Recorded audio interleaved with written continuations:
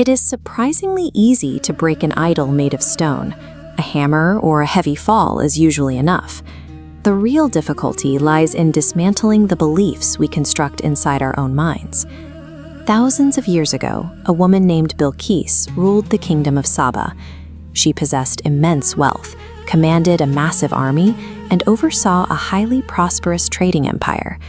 Yet, despite her political intelligence and material success, her entire civilization bowed down to a physical entity.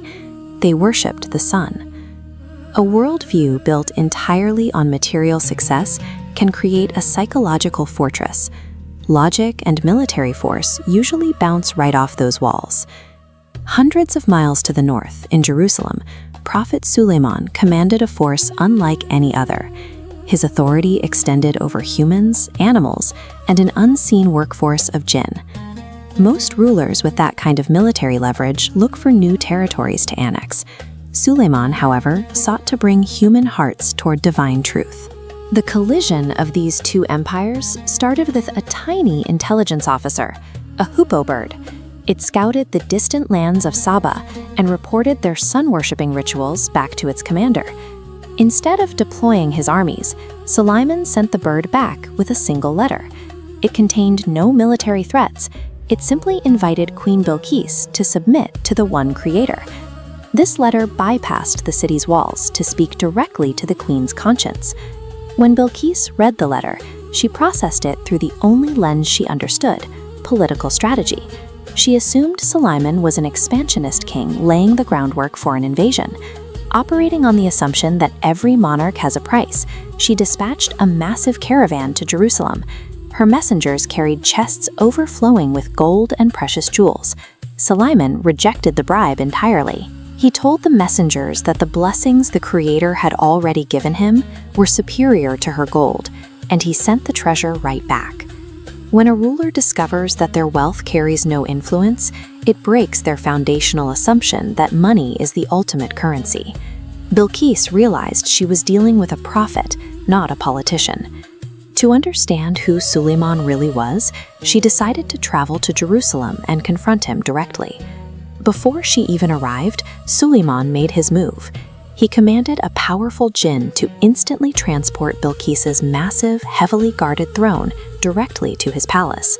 He then ordered his attendants to make slight changes to its design. By altering the throne, Sulaiman was testing whether Bilqis would trust her memory or her current perception when confronted with something that didn't quite fit. When Bilqis walked into the audience hall, Sulaiman asked her a careful question: "Is your throne like this?" Bilqis looked at it and replied, "It seems to be." By refusing to claim what she wasn't certain of, she showed she valued the truth more than her own ego. For her final test, Sulaiman invited Bilqis to a courtyard. This schematic reveals the architecture: a solid layer of transparent glass directly above flowing water. As she approached, she saw ripples and instinctively lifted her dress, trusting exactly what her eyes were telling her. Sulaiman watched, then quietly broke the silence. He informed her that there was no water to step through. It was a perfectly smooth floor. If her eyes could mislead her about the water beneath her feet, they had also misled her about the deity in the sky. With her trust in her senses broken, her reason for worshipping the sun vanished. Standing on that glass floor, Bilqis did not become defensive. She did not invent excuses, and she did not blame the traditions of her ancestors.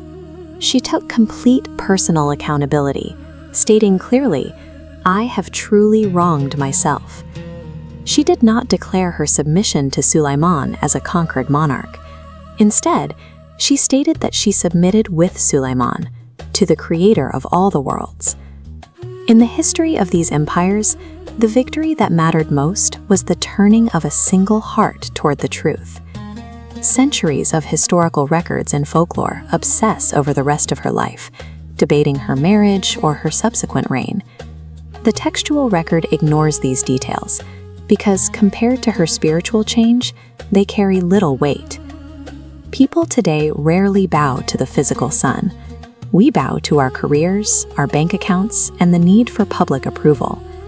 Bilqis's legacy is defined by her decision to admit she was wrong when the evidence became clear.